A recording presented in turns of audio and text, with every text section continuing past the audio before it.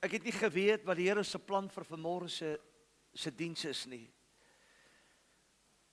Maar ek het letterlik toe ek vanmôre vroeg hier by die rekenaar sit en ek is besig om die gedagte wat die Here op my hart gelê het saam te stel, of die skrifgedeelte, en ek wil so 'n bietjie oor dit praat. Toe sê die Here vir my, na ek op 'n tyd gesit het en besef ek kry niks nie. Hy sal my lei oor wat ek moet sê. En ek gaan vanmôre glad nie lank wees nie.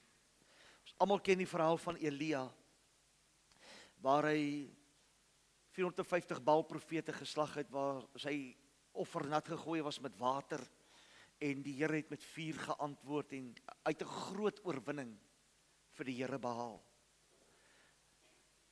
Ek dink so daaraan, ek wonder of dit nie maar partykeer 'n wêreldse ding is, dat wanneer jy 'n sege gehad het, wanneer jy oorwinning behaal het oor sekere dinge in jou lewe, as ek na ons sport kyk, die sport in Suid-Afrika, en ons sê dit so baie keer, ja, as ons cricketspelers 1 of 2 mooi toetse gewen het, dan raak hulle selfvoldaan en dan maak hulle foute. Nou Elia was ook maar net 'n mens.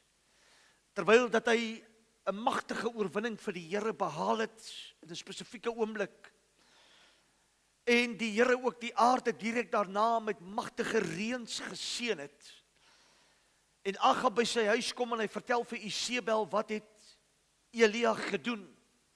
En sy in haar haat en verbitterheid 'n boodskap vir hom gestuur het, na hy 'n magtige seën van die Here geniet het, kom hy op hierdie plekkie waar hy met benoudheid wegkruip.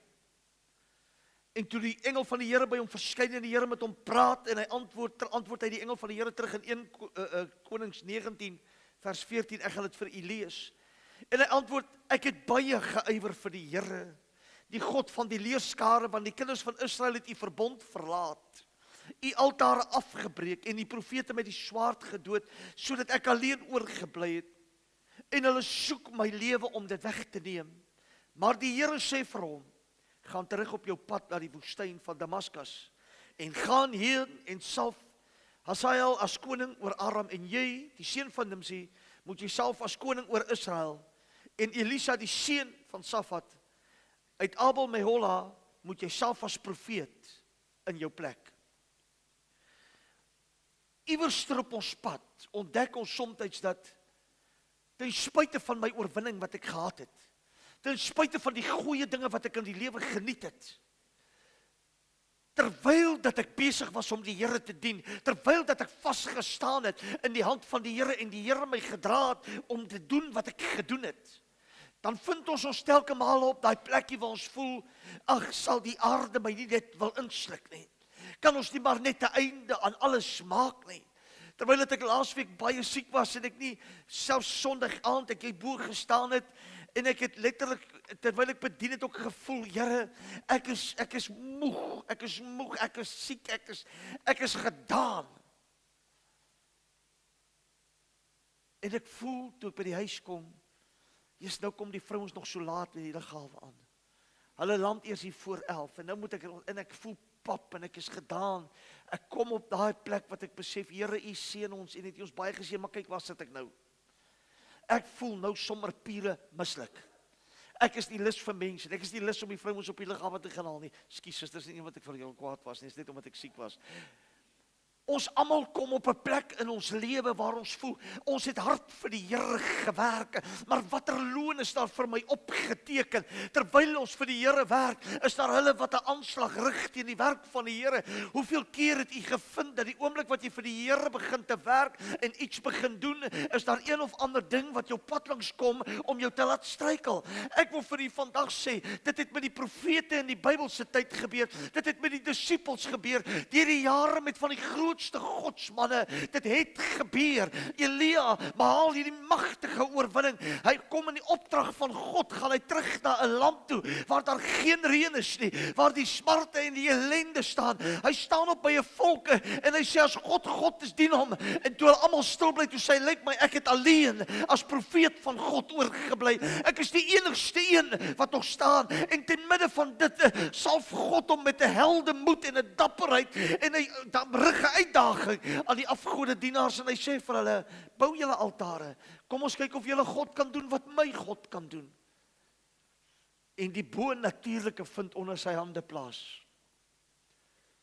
En net 'n paar dae later, toe sit hy op 'n hoopie. En hy voel, ek gaan dit nie maak nie. Ek het hard vir die Here gewerk, kyk wat gebeur nou. Kyk wat gebeur nou, maar die Here kom met 'n ander besonderse aanslag, hierdie keer na Elia toe. En die Here sê vir hom, jy's nog nie klaar nie. Hoekom sit jy hier? Ek wil vanmôre vir iemand in hierdie gebou sê, jy's nog nie klaar nie. Waarom voel jy moet klaar maak? Waarom voel jy, daar moet 'n einde aan alles kom? Waarom voel jy, is dit die moeite werd om die Here te dien? Ek wil vanmôre vir jou sê, dit moenie moeite wees nie, maar dis waardevol om die Here wel te dien. Dis waardevol om aan die Here vas te hou. Ek wil vir u vandag bemoedig met woorde wat sê, daar's nog 'n opdrag wat jy vir God moet uitvoer, oud en jonk vanmôre. Ek sonder niemand uit nie. Ek dink die Here het vanmôre op sy eie unieke manier mense uitgesonder, ook ons gemeente uitgesonder, om met ons te ontmoet van agter in die bidkamers toe ons broers begin saam bid en die krag van die Here daar neerdaal en op ons neersakke. En ek het dit gewaar in die bidkamer by die orkes. Wil ek vir u sê, ten spyte van dit is daar vanmôre mense wat sê, ek is moeg, ek is gedaan, ek het my lewe vir die Here gegee, kyk wat het ek oor, daar's niks van my oor nie. Ek het vanmôre 'n boodskap vir jou, God wil jou nog 'n keer uitstuur, hy wil jou nog 'n plekkie binne vat, waar hy jou kan gebruik, waar jy iets kan gaan doen. Moontlik is dit net om vir iemand te gaan sê, dat God het jou lief, moontlik is dit net vir 'n oombliekie, dat jy net 'n glimlag op iemand se gesig kan sit, wie weet. Miskien dalk net op jou pad van jou werker by die huis, sodat die Here hom positief kan motiveer. Na een van die grootste dinge in die Bybelse tyd. Ek dink as hy in vandag se tyd, as ons iemand moet hê wat so altaar bou, en hy moet hom nat gooi met water, en hy sê, kom ons bid, dat die God van hemel en aarde hierdie plek met vuur aan die brand steek, en dit sou plaasvind, sou dit wêreldwyd uitgebasyn geword het van die bonatuurlike verskynsel wat gebeur het. En dit het gekom van weer een man se geloof. Maar weet jy dat een man se geloof het op 'n plek verydel, en toe het hy geen visie meer nie. Toe voel hy, daar's geen toekoms meer nie. Daar's verskeie maniere hoe die vyand ons slaan.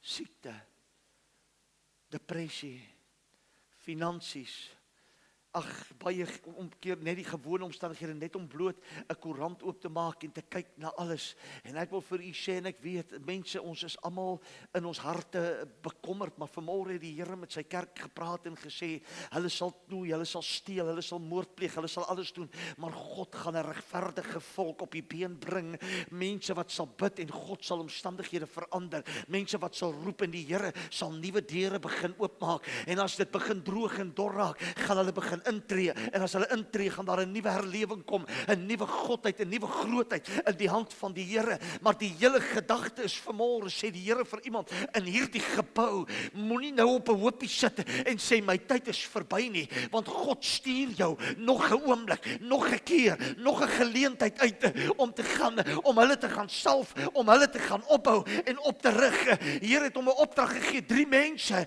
Luister, daar's dalk 3 opdragte wat jy moet gaan uitvoer, want Elia, jy sien jou tyd is nie verby nie. Moenie nou op 'n hoopie gaan sit na jy die grootste wonderwerk gedoen het van alle tye nie. Hy gaan salf vir Elisha wat dubbel die aantal wonderwerke gedoen het wat hy gedoen het. Hy gaan salf vir jy wat 'n magtige slag geslaan het, wat die hele geslag van Agab uitgeroei het, wat Isebel laat dood het, wat die finale oorwinning was. Maar ek wil vir u sê, as hy daardie dag nie opgestaan het en beweeg het soos God vir hom gesê het nie, weet jy wat sou gebeur het? Hy sou daar gelê het, en teen sou Isebel met al haar moontlike weermaglede om in die hande gekry het, en hulle sou hom onthoof het, hulle sou hom so stukke gekap het en verdeel het in die wêreld in. Maar weet jy, omdat hy op daardie oomblikke, toe hy besluit dat God het my gehelp, en nou moet ek maar opstaan, want jy sien, wanneer die Here 'n opdrag gee, is dit baie duidelik. Daar is mense wat herstel moet word, daar is mense wat genees moet word, daar's 'n land wat gesond moet word, daar's kinders van die Here wat op regverdigheid moet begin wandel. Vanmôre praat God in alle erns met iemand. Ek is klaar. Jy kan nie langer op 'n hoopie sit en verwag dat die Here moet jou seën nie.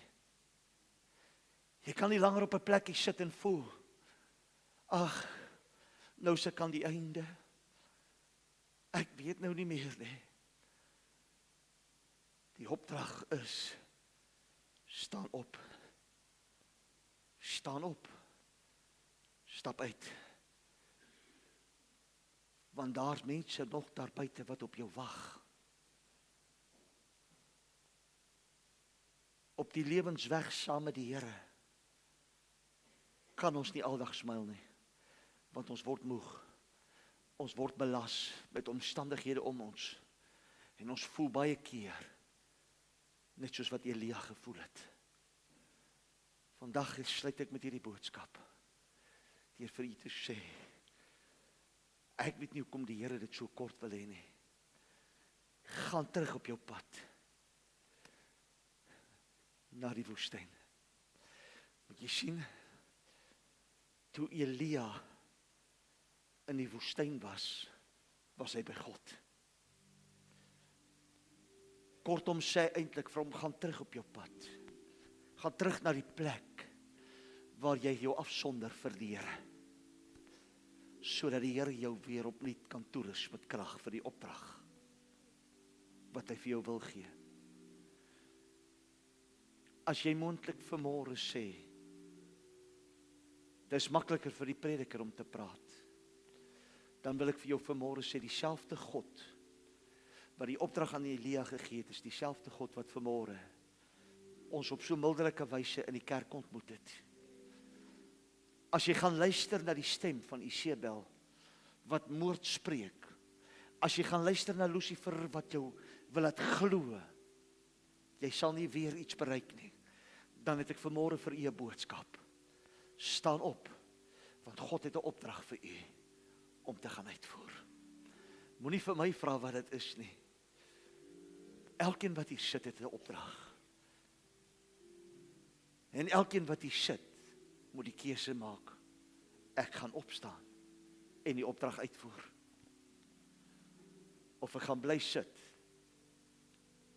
totdat alle moedeloosheid, alle hopeloosheid en alle goddeloosheid my oorval het.